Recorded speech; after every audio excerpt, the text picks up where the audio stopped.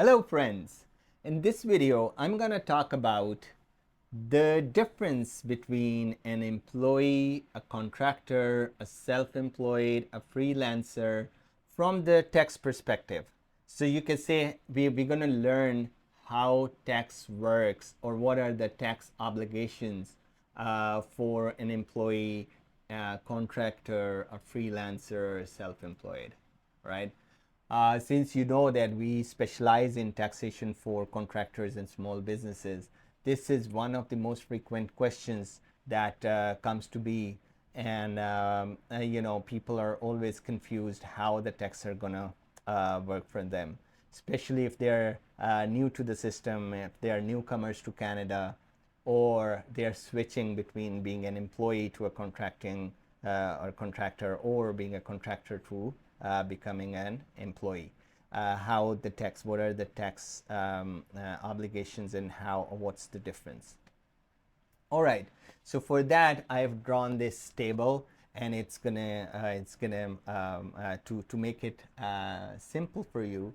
And obviously we're not gonna go into a lot of detail, but we will go into a certain amount of detail so that we can get the concept. All right, let's go to the board. Okay, so over here in this grid, you can see I have an employee, I have a contractor, and I have an incorporated contractor. And if you don't know the difference, this contractor doesn't have a corporation, but this one is incorporated. That means this guy has a corporation which he's using as for his contract work.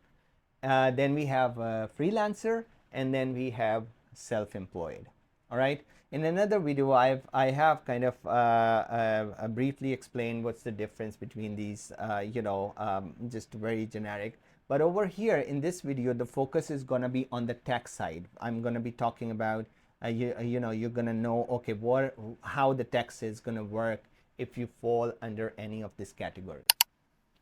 All right, so to make it simple, I'm going to take an example. So let's say there's this guy, Ali, and he lives in Canada, since this is going to be about Canada.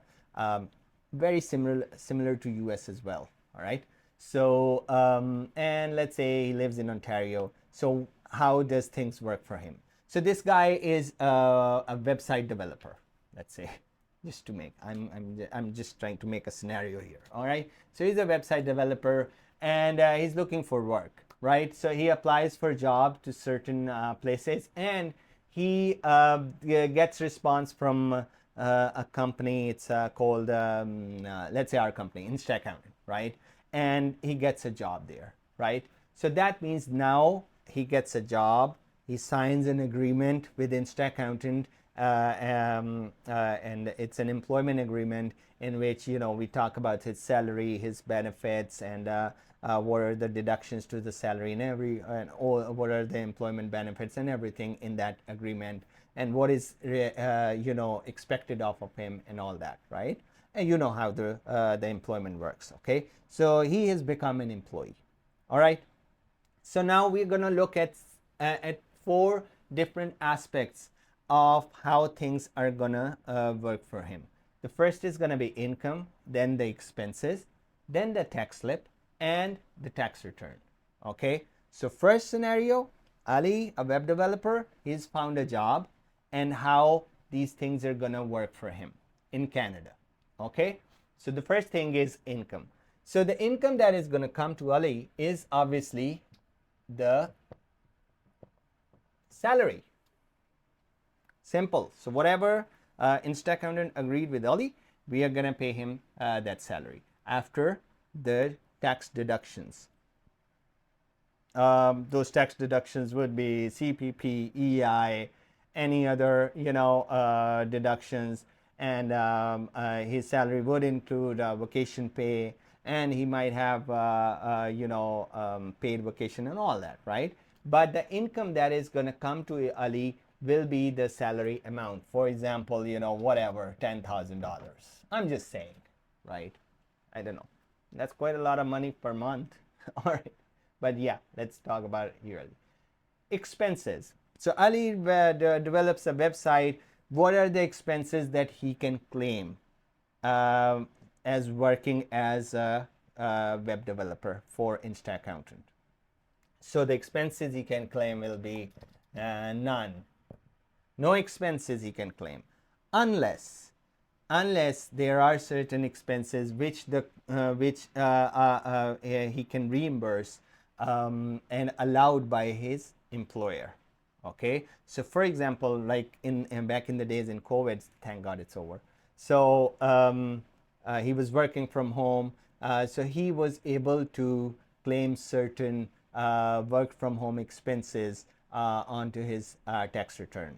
Or maybe if he's into a sales job, maybe he can reimburse his cell phone bill or his travel expenses reimbursements. So those kind of expenses, it depends on very rarely, but if he can claim certain expenses, it will be allowed by the employer only. Otherwise, he cannot claim any expenses. Tax slips.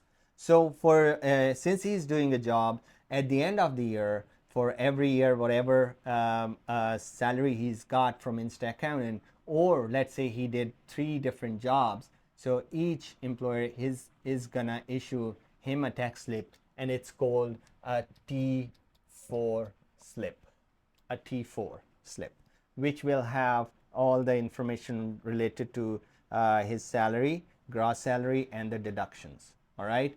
I have another video of explaining T4. You can watch that. But yeah, he's gonna get the T4 slip. Now he's gonna take that T4 slip, and what kind of a tax return he's gonna file is, it's basically called T1, right? And it's called tax return for tax and benefits for individuals, right? Individual. Okay, so this is the tax return that he is supposed to file, and in that tax return he's supposed to put in the T4 information. This is it. For this is Ali. If he's doing a job in Canada, this is gonna be how his taxes are gonna be taken care of. Okay, he's gonna get a tax slip which is T4, and he's gonna file an income and benefits return, which is also called T1, and he's gonna put that information in, and he's done. Now let's come to more of a complicated area. Before that, let me tell you that the freelancer, the contractor, and the self-employed, these are kind of interchangeable terms. The contractor and the freelancers, they come under the umbrella of a self-employed, because self-employed is someone who is not employed by someone. All right. So like Ali, when he joined the company as an employee, he became an employee. But if he's not an employee, most probably, and he's working for himself, then he is a self-employed. There is a slight differences. There are differences between contractor, freelancer, and self-employed, which I have explained in another video in detail. But for this video, we're gonna keep it to this flow of information so that we don't get distracted. You can watch that video for this. All right. So Ali, since he was looking for work, he said, okay, he was applying for work, and this employer or a company, they contacted him and say, okay, can you make us a website? We have a contract position. We have a contract position for a web developer if you want to join.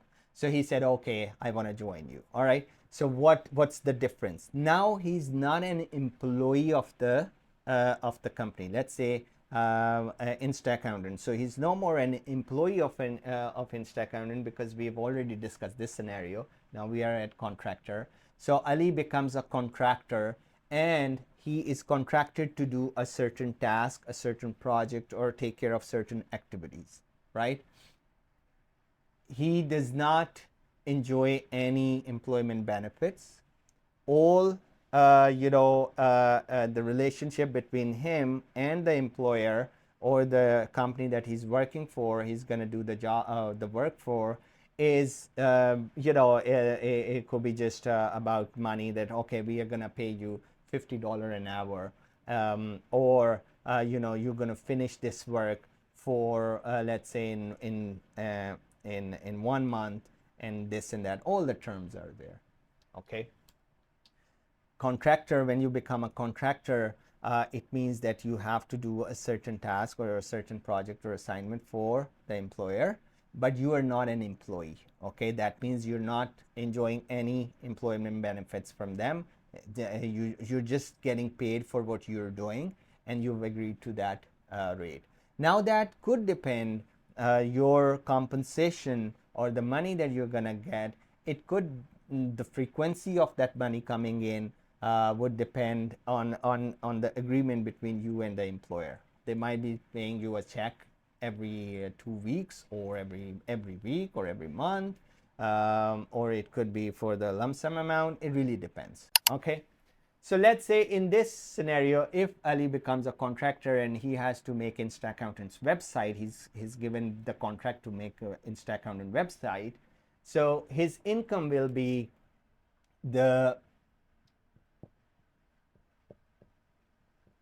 invoiced amount.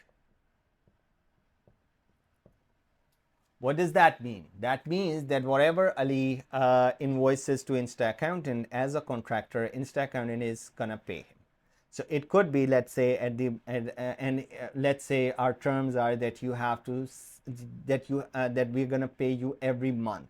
So you have to tell us how much work you did, and we're gonna pay you that. So if he works 10 hours for on this project for InstaAccountant's website, and at the month end he sends in an invoice for 10 hours multiplied by $1.50, so $500, $500 amount. So InstaAccountant would send him that amount, the check for $500.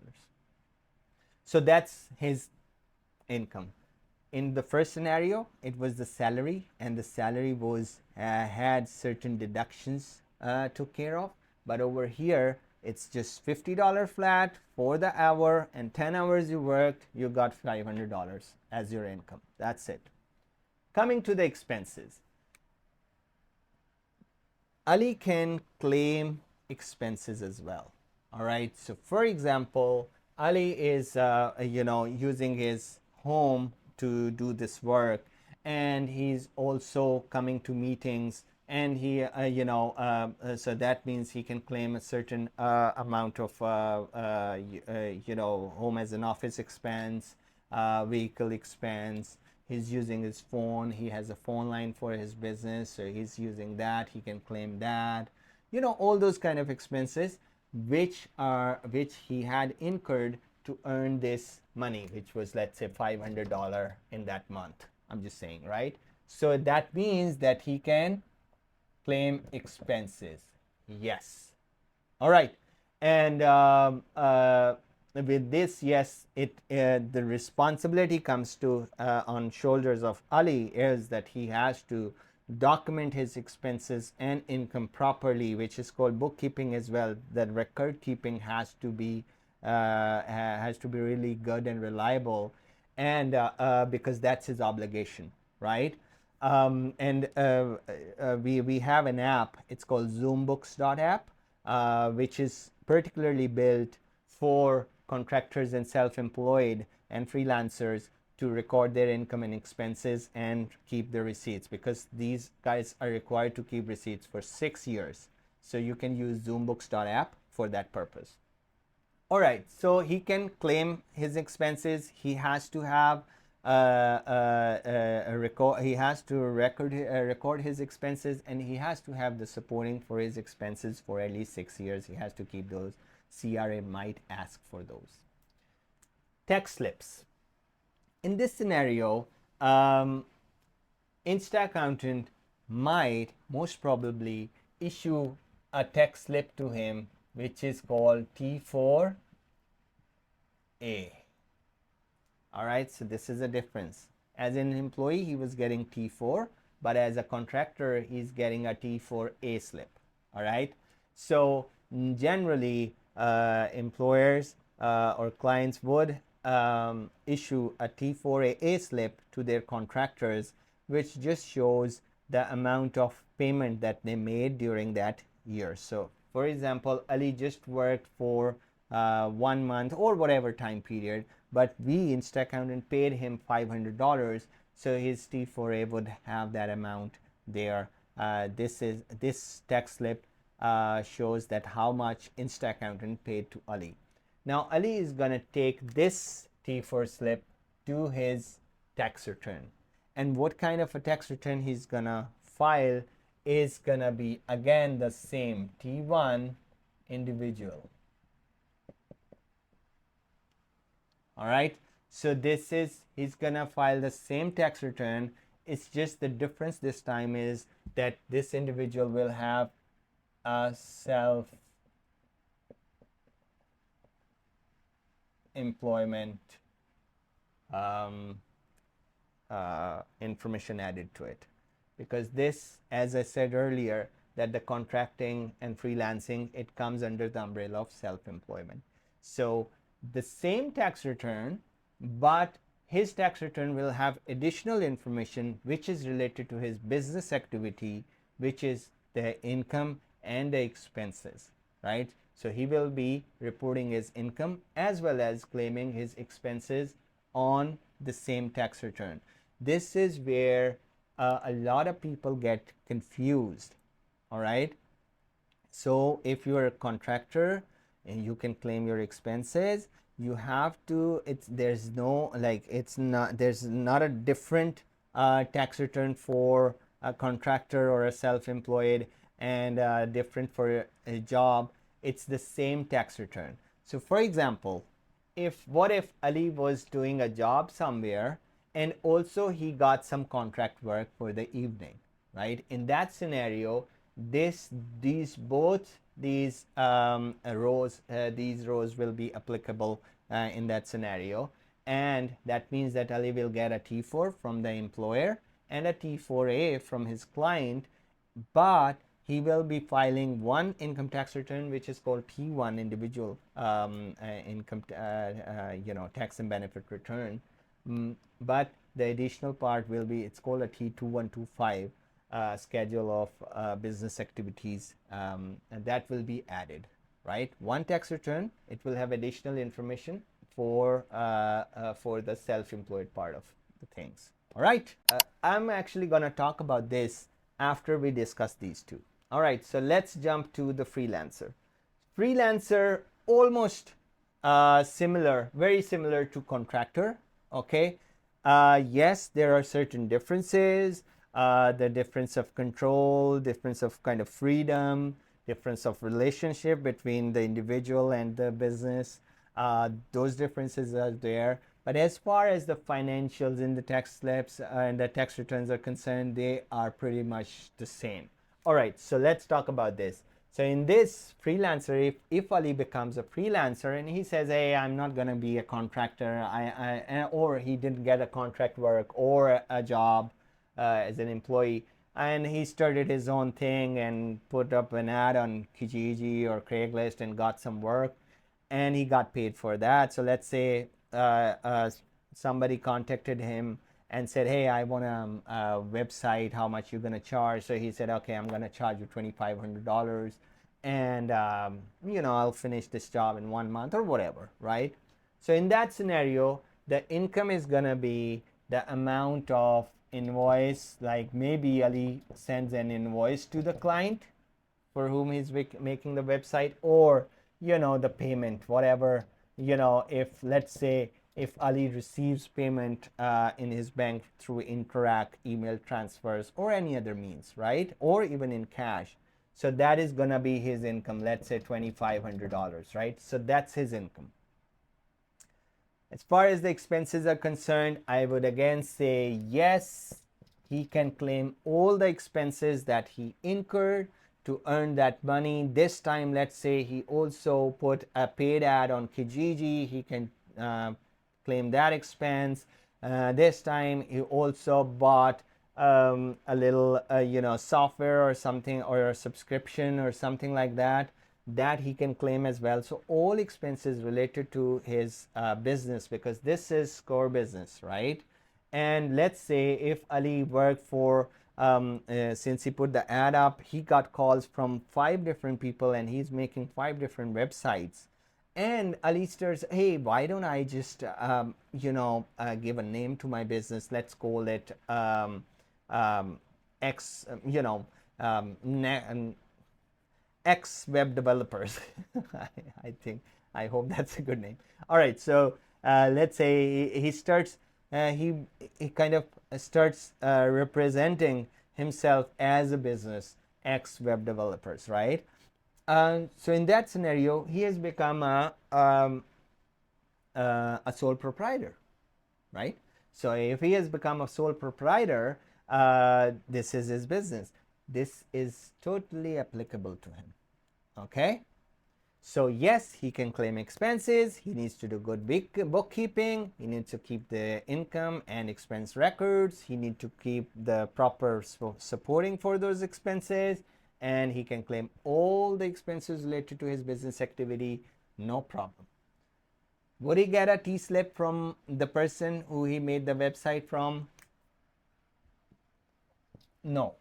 This time, no. He wouldn't get a T4A slip.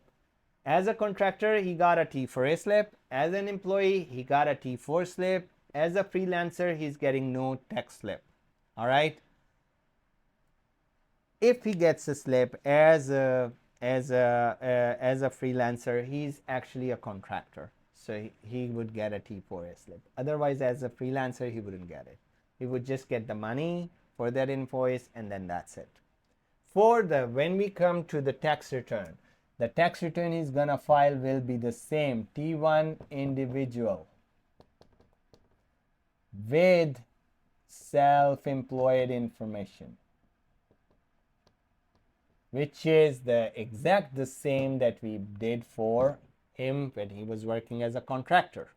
So again, it's the same tax return for individuals, income tax and benefit returns.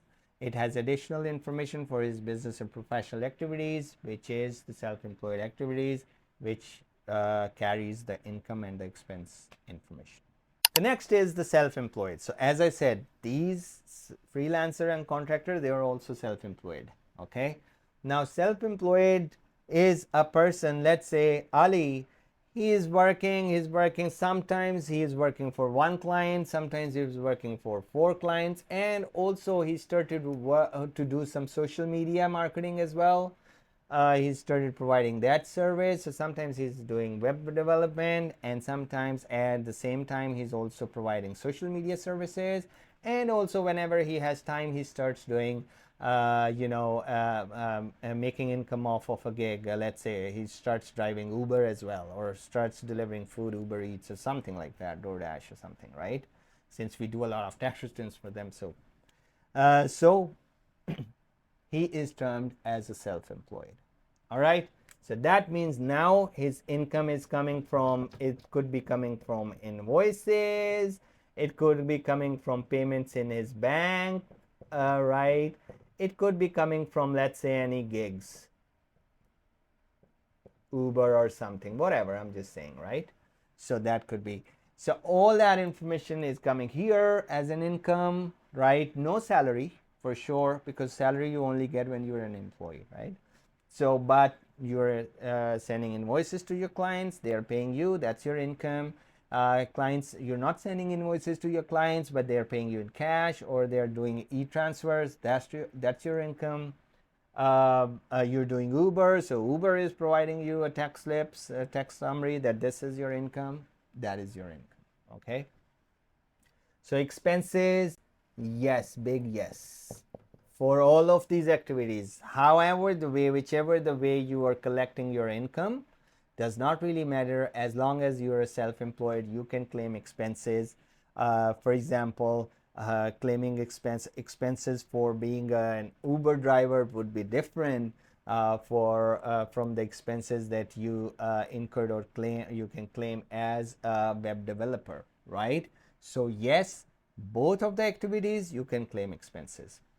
Over here, the important thing to keep in mind is that there are certain expenses which are mixed, your personal and business. So you have to segregate them, and you have to know what, let's say, your house, if you're using your home as an office and you're just using out of 25% of that house for your business purpose, that means that you can only claim 25% of the home expenses as your business expense.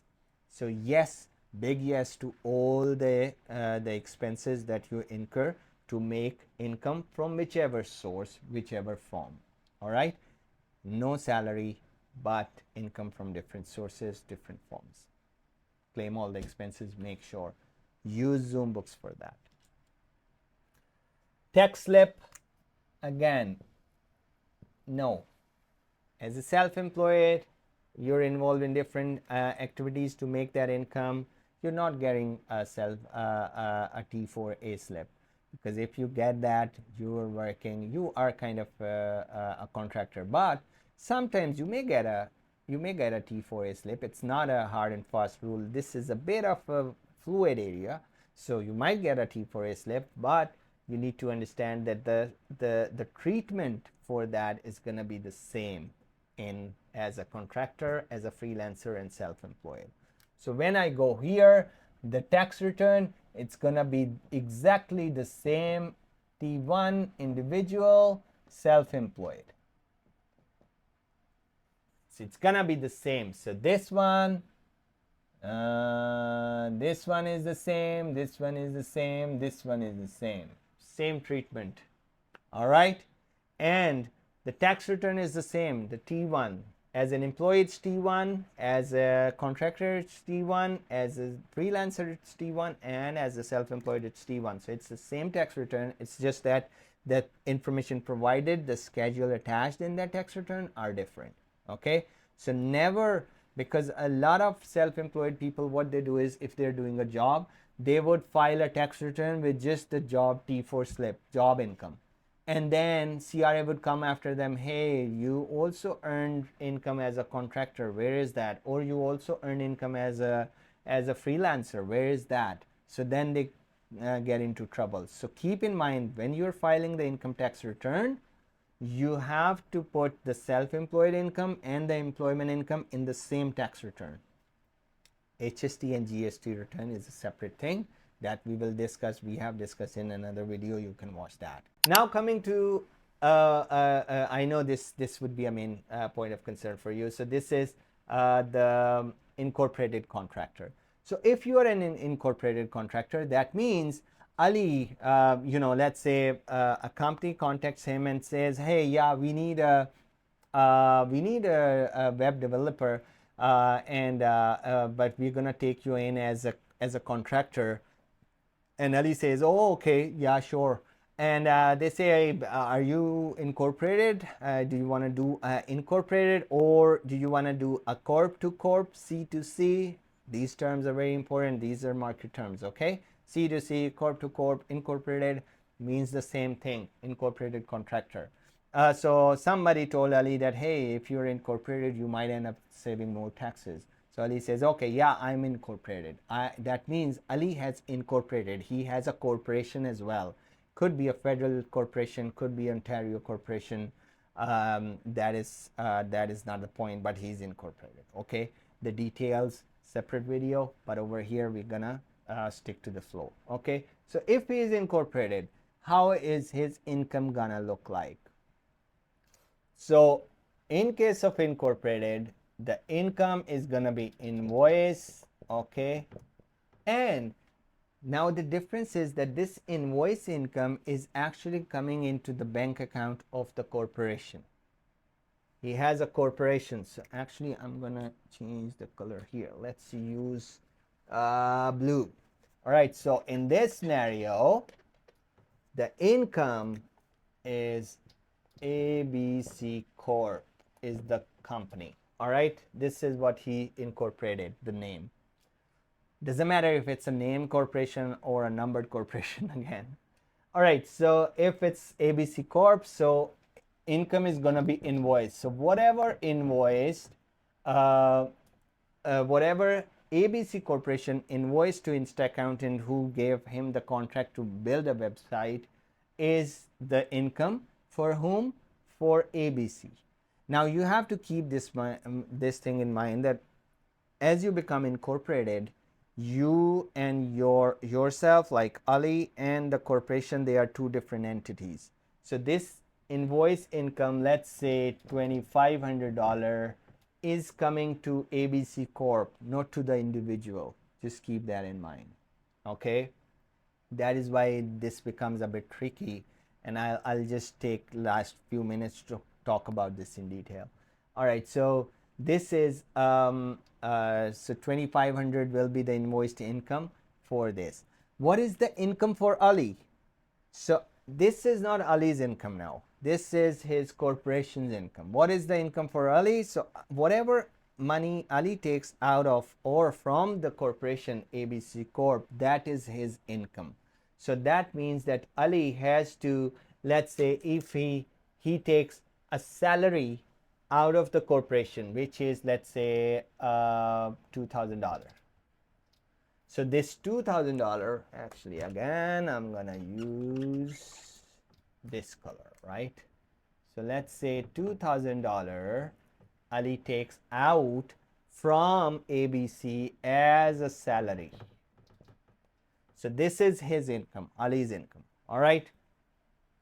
Expenses, again, expenses are gonna, and the salary, if he's taking salary out of the corporation, or he could be taking a dividend out of the corporation. So there is like, or he could be a contractor to his own corporation. So this is a tricky area. I have explained this thing in multiple videos in detail for contractors, since, as I said, we work for a lot of incorporated contractors who were in IT and electricians and this and licensed trades.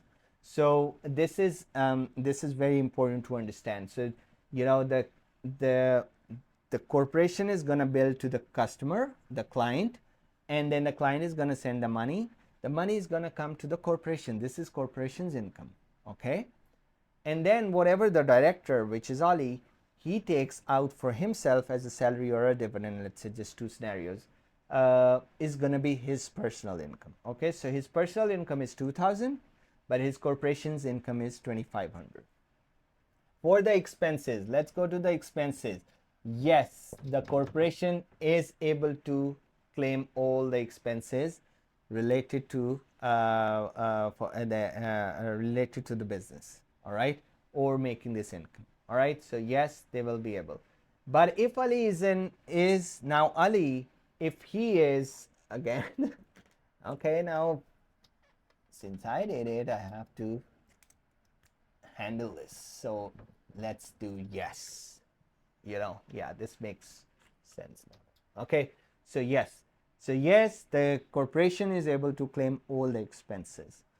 Is Ali able to claim expenses? No, because Ali is a salaried person right now.